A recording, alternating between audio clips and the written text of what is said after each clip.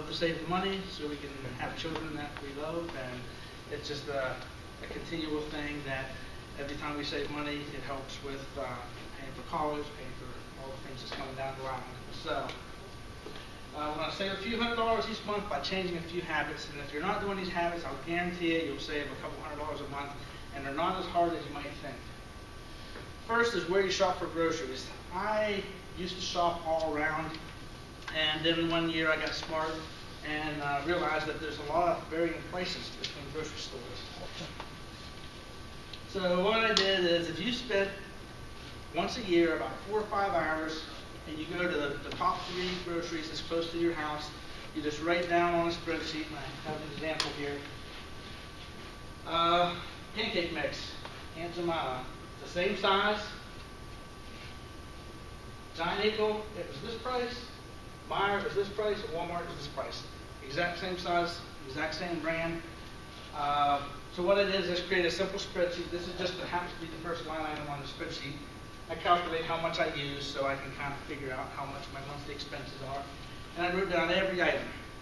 And I try to do like for like, same name, brand, size, same everything. And I figure out where overall it's best to shop at. And also, there may be some exceptions where a lot of these stores are within a mile of each other. I might go get my meats at one store and go get most of the other stuff at the other stores. So my family compared 3 stores and about 70 items. It's the same 70 things we buy month after month, we use all the time. And we found that on a month, store number 1, the same, using the same amount of usage, it would cost me about $550 a month. Store number 2 would be $506 a month. So it would save me $42 just by going to this store. And it would save me another $73 from this store, and it would cost me $433 a month, which adds up to another $73 a month in savings. So for the year, if I shopped here as opposed to here, I save $500 a year. If I shopped here as opposed to here, I save another $876 a year. So if I shopped here instead of here, it would be $800 plus $500, so about $1,400. So quite significant savings. The other thing that's nice about this is, as they have special ads and coupons and 10 for 10 sales, and they, every store's got, you've got a spreadsheet and you kind of know how much everything costs. So you can go, yeah, that's cheaper because of the sale. I'll run up to that store and buy these. So I was kind of amazed. A lot of it's even numbers. It'll be exactly $1 more, or exactly. It's just like, it's kind of strange how it works out. So this saves significant amount of money for my family. This was when we were a family of 3 because we just adopted my latest son back in August. So, but it's a habit change, right? You have to change, go to a different store, But I think it's a simple thing that you could do and save a lot of money. Gas prices. Gasoline prices fluctuates week after week, and there's a couple ways to save money on gas. Can you turn your sound on? You're missing the sound effects here. I use 2 sites, Gas Buddy and Price Watch. And you go to those sites, you type in your address or your zip code, and it'll tell you what all the gas prices are locally. Now, there's always trailing indicators and leading indicators. So you'll see the first couple gas stations starting to down the price, the first couple gas stations starting to up the price. And if you pay attention to it, we save about $23 a month, about $276 a year. Sometimes I fill up when I'm halfway, have a half a tank, because I'm like, I can see they're starting to trail up. This is an example from this morning.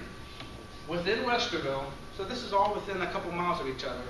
The lowest gas prices, you can see they're trailing up, right? There's still one gas station that's at $3.39. Most of them's about $3.75, which means this is where it's going to stick for the next couple of days.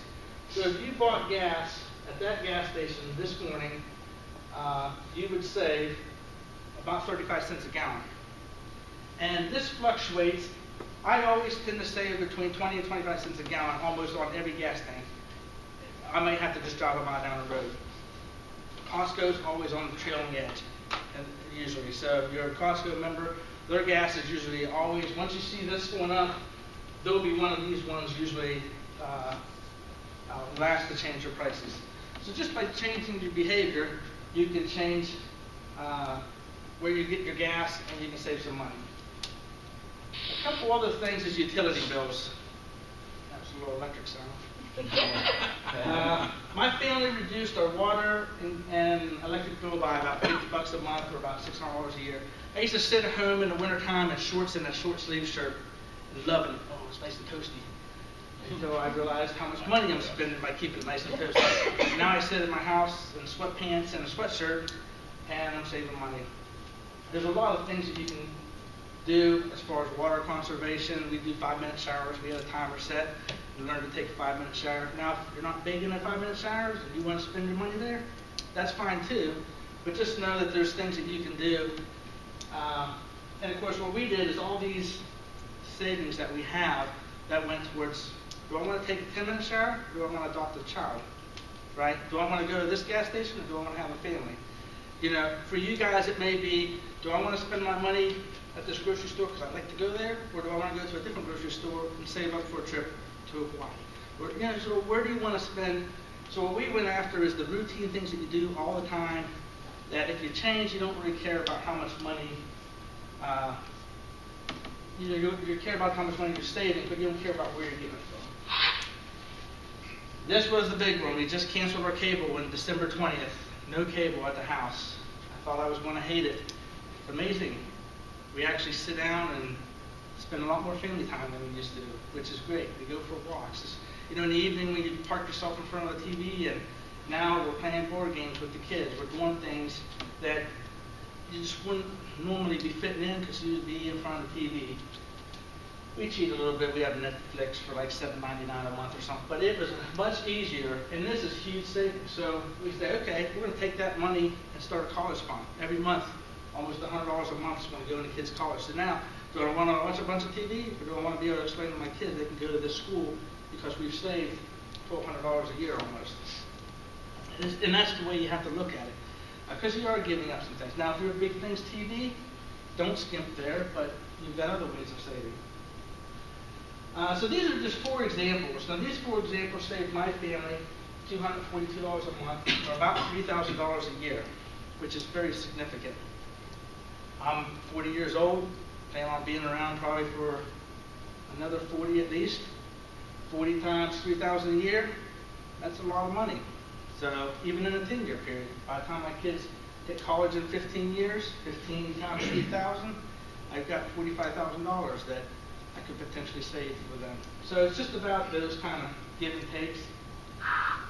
I spend a lot of my time, free time, now that I'm not watching TV, after the kids go to bed, instead of watching TV, I go out and I check out, there's a ton of sites on how to save money, how to live frugally, and you start to implement some of these things. That's how you'll get to this on your electric bill, you know, and your water conservation, you know, wash your clothes in cold water. It's the same effectiveness as hot water, but it's about 50 cents a load cheaper. There's just a ton of tips that you'll get out there from those websites, and you can land on a lot more than the 4 that I'm focusing on. So the challenge is, how much money can you save your family by changing a few habits, and then taking that money and allocating it to things that you care about? It could be a trip, it could be retirement, it could be college education, it could be any of those things. So this just touches a small scope.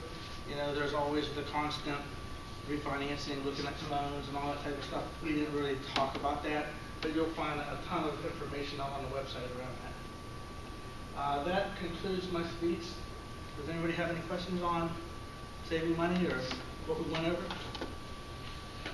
What was the other website? You said gasbuddies.com and Gas price watch. I use it less. Gaspricewatch.com. This is Gas Buddy. You just type in your zip code. I'll pay extra for the gas that you don't have to. Hopefully you guys will find this helpful, and I have a question. How do they update those sites? Do people do. So It is very accurate, yeah. So as people go in there, they fill up the gas, they go out to the site, and they update it, and that's what the current price is. So, and then what I do is I find myself as I drive around, I'll be like, okay, I'm starting to see a couple gas stations tick up, let me check gas, buddy, let me go hit it. I'll call the wife up, hey, on your way home, hit this gas station. So if she's got a minivan, I got a SUV. Even if, no matter what we're at, especially when you see it trending up, even if it's just half a tank that you put in, you're saving, because it's going to take probably 5 to 7 more days before it'll trend back down. So it's kind of easy savings. So hopefully this will help you and get you kind of in the spirit of constantly kind of hunting to save money.